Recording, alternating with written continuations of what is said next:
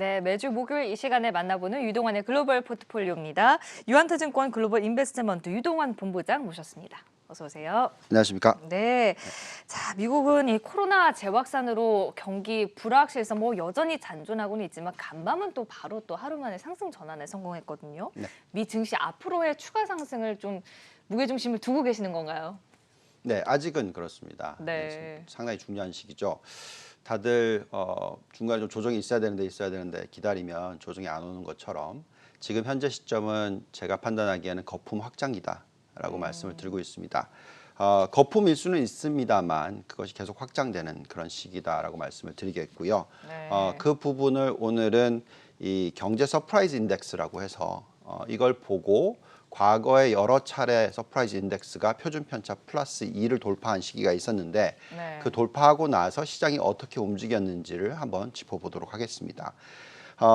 지금 보시면은 2003년 이후에 지난 네. 한 17년 동안에 보시면은 총 6차례 네. 표준 편차 2를 돌파하는 시기가 나타났었습니다. 저기 보시면은 이제 2003년 1월, 2007년, 2011년 이렇게 쭉 보시면은 네. 총 6차례입니다. 그러면 지금부터 이 6차례, 그러니까 지금 최근에 일어난 게 6번째고요.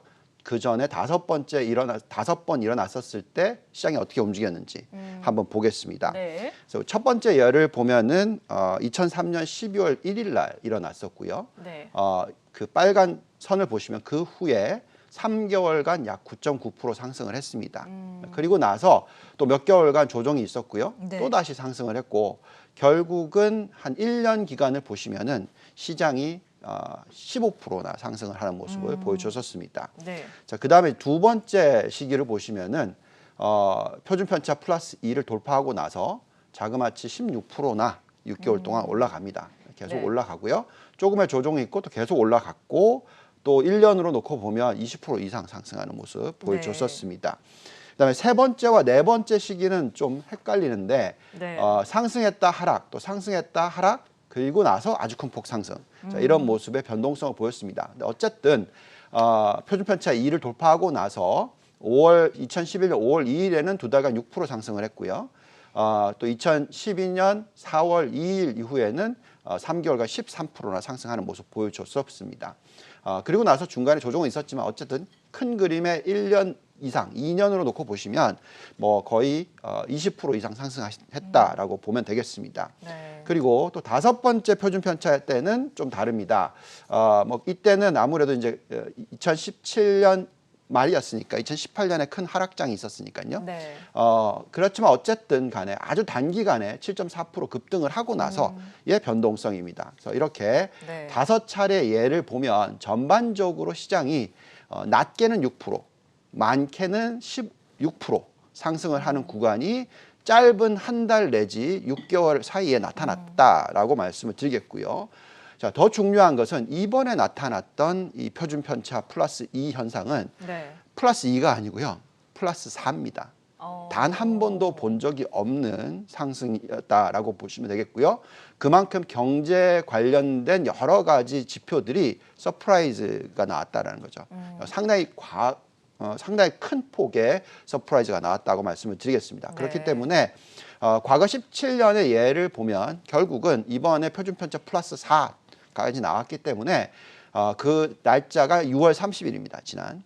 그래서 앞으로 7월 말, 8월 말, 9월 말, 길게는 12월 말까지 6개월 정도 되는 기간에 시장이 적어도 6%, 많이는 16%, 좀 더 표준 편차가 훨씬 높았으니까 그러면 적어도 10%, 많이는 20% 정도 상승할 수 있는 시장이 나올 수도 있다라고 네. 판단을 하고 있습니다. 그렇기 때문에 S&P 500 기준으로 보면 최근 고점이었던 3,233 그리고 코로나19 터지기 전 고점이었던 3,393을 돌파할 거다라고 네. 예상을 하고 투자에 임하시는 것이 맞다고 생각하고 있습니다.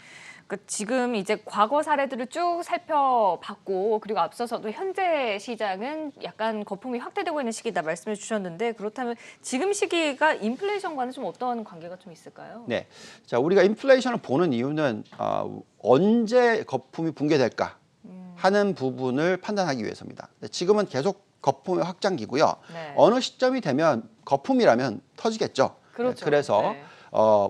그걸 뭘 봐야 되는지를 지금 판단하는 건데 결국은 인플레이션 숫자가 얼마나 높아지느냐에 따라서 너무 거품이 많이 생겼고 또 과열 현상이고 그렇기 때문에 앞으로 조만간 조정이 올 거다 이렇게 판단하는 겁니다. 네. 근데 중요한 것은 여기 보시면은 닷컴 버블과 산업재 버블이 일어났던 2000년과 2008년이죠.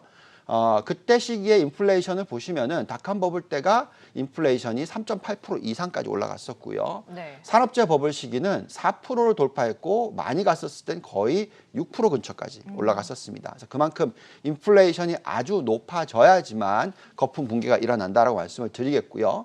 자, 그다음에 이제 인플레이션이 아니라 근원 인플레이션을 네. 놓고 보면은요. 근원 인플레이션은 한 2.5% 이상까지 올라가면 닷컴 버블 붕괴 시기가 나왔고 또 산업재 버블 시기가 나왔습니다. 자, 이렇게 과거의 역사는 이랬는데 그럼 지금 현재의 인플레이션과 근원 인플레이션은 어떤지 한번 보면은요. 네. 지금 현재의 근원 인플레이션은 그냥 인플레이션 많이 내려와 있죠. 0.1%입니다. 네. 그래서 아직까지 4% 근처까지는 한참 남아 있죠. 네. 그래서 3.8% 4%까지는 남아 있기 때문에 인플레이션이 올라가는 숫자를 보고 판단하셔도 늦지 않다라고 판단이 들고요. 네. 근원 인플레이션을 놓고 보시면 지금 현재 약 1.2% 정도 수준입니다. 그래서 이 숫자가 2.5% 수준까지 가야지만 네. 아마도 고점 형성이 될 거다라고 생각하고 있어서 지금은 물가 상승이 크지 않기 때문에 계속적으로 유동성을 부여할 수 있다. 이에 따라서 거품이 계속 확산될 수 있다라고 생각하시는 것이 맞다 말씀드리겠습니다. 그러니까 지켜봐야 될 지표 중에 하나가 또 인플레이션을 살펴봐야 되고 장당의 금리차 부분은 어떻습니까? 예, 이것도 또 하나의 지표입니다. 네. 장단기 금리 차를 보는 이유는 어느 정도의 유동성이 있고 또 경기가 회복을 하면서 장기 금리가 얼마나 올라가는지 또 금리가 많이 올라가면 당연히 주가의 가치가 떨어지기 때문에 이 장단기 금리 차를 보게 됩니다.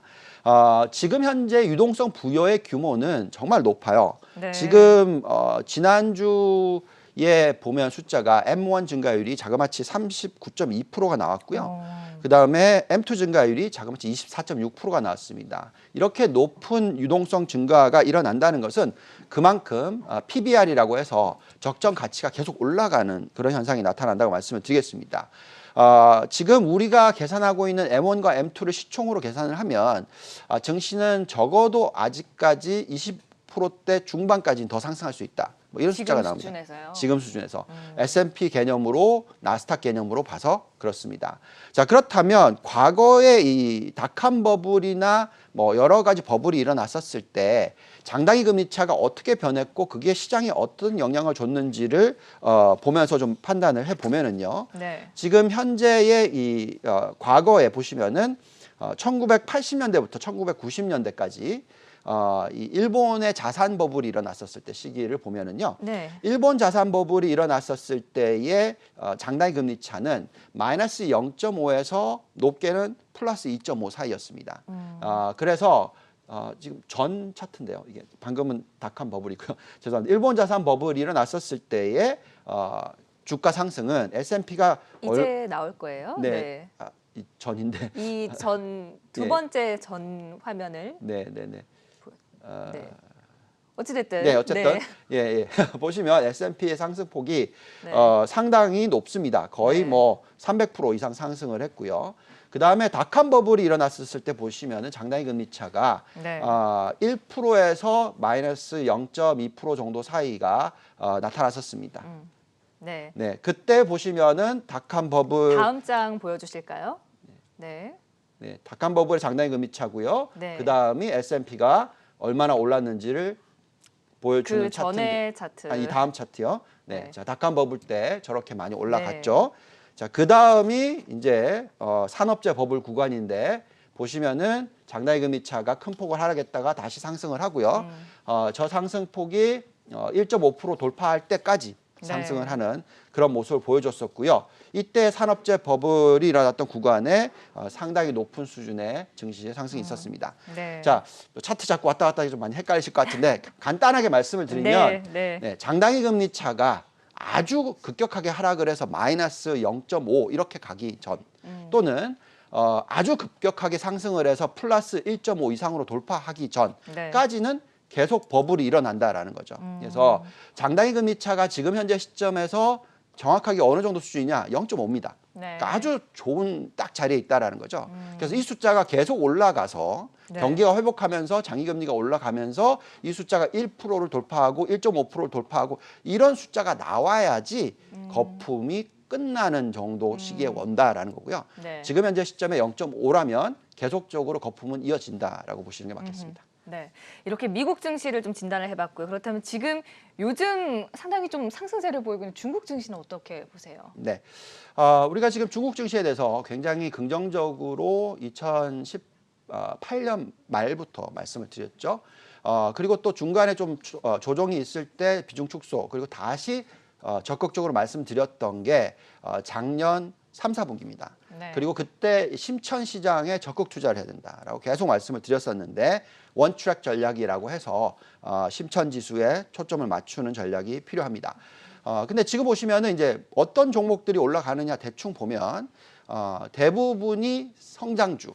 네, 우리가 네. 계속 얘기하고 있는 4차 산업혁명 관련된 부분인데 이 종목들이 미국과 경쟁을 해서 이길 만한 가능성이 있는 업종들. 예, 그래서 우리가 쭉 뽑아 보면 어떤 업종들이 있는지를 보시면은 네. 태양광 대체 에너지 그런 업종이 있고요. 그다음 두 번째는 전기차 2차 전지 업종이 있고 세 번째는 AI 관련된 업종이 있습니다. 그리고 5G도 포함이 되고요. 그다음에 네 번째가 돼지고기 관련주. 그러니까 네. 저렇게 보여주는 이유는 무엇이냐면요. 지금 현재 중국의 내수 시장 규모가 전 세계 내수 시장 규모의 50% 절반 이상이 넘어가는 산업들입니다. 네. 자, 그래서 지금 시천 종합 지수의 차트를 보시면 저렇게 빨간 이 삼각 박스권을 뚫고 올라가기 시작한 모습이 자꾸 나오는 거거든요. 자, 저렇게 되면은 전 고점이었던 2015년 고점이었던 3,000포인트까지도 시도할 수 있는 그게 거품 확장기입니다. 그래서 지금 심천 지수는 계속적으로 상승할 수 있기 때문에 사서 들고 있으셨다면 차익 실현하고 싶은 욕구가 생기시더라도 계속 들고 계시는 것이 중요하다고 말씀드리겠습니다. 네. 이 현재 상황에서 포트폴리오 점검이 필요하다라면 본부장님이 운영하시는 이 랩 포트폴리오를 참고하면 좋을 것 같은데 현재 포트폴리오 구성은 어떻게 되어 있나요? 네, 좀 보면서 말씀을 드리겠습니다. 네. 계속 말씀을 드리지만 저는 이 성장주 비중이 상당히 높죠. 네, 보시면 바이오 업종 비중이 15%가 되고요. 반도체만 12%, 또 여러 IT 종목들이 있죠. 뭐 클라우드든 IoT든 뭐 나스닥까지 포함해서 32%나 되고요. 그다음에 대체 에너지 전기차 비중이 22%나 됩니다. 테슬라가 여기 포함되겠죠. 네. 그다음에 5G도 8% 정도 들고 있습니다. 또한 ETF와 업종과 종목을 놓고 보시면은 저희는 개별 종목 비중은 한 20% 정도 들어가고 가고 네. 종목을 선별하기 어려울 때는 그냥 ETF를 활용해서 저희가 좋아하는 성장 업종에 투자를 하고 있습니다. 네. 그리고 또한 만약에 흔들림이 중간중간에 올 수 있지 않습니까? 네. 자, 이럴 때는 어떻게 헤징을 하느냐? 전에는 뭐 빅스 지수를 활용하는 거, 네. 뭐 또 인버스를 활용하는 거 있지만 가장 좋은 방법은 금이다라고 말씀을 드렸죠. 네. 그래서 지금 현재 저희가 들고 가는 금 비중이 전체 포트폴리오의 약 20% 정도 된다라고 말씀을 드리겠습니다. 네. 그래서 어떻게 보면 약간의 바벨 전략이죠. 성장주 위주의 투자와 네. 그다음에 금. 좀 약간 다른 쪽에 있지만 이렇게 양쪽에 초점을 맞추시면서 포트폴리오를 구성하시면 앞으로 3개월 내지 6개월 상당히 좋은 수익을 올리지 않을까라고 기대 가져봅니다. 네, 알겠습니다. 자, 지금까지 유용한 정보를 들리는 글로벌 포트폴리오 유한타증권의 유동원 본부장과 함께했습니다. 말씀 고맙습니다. 감사합니다.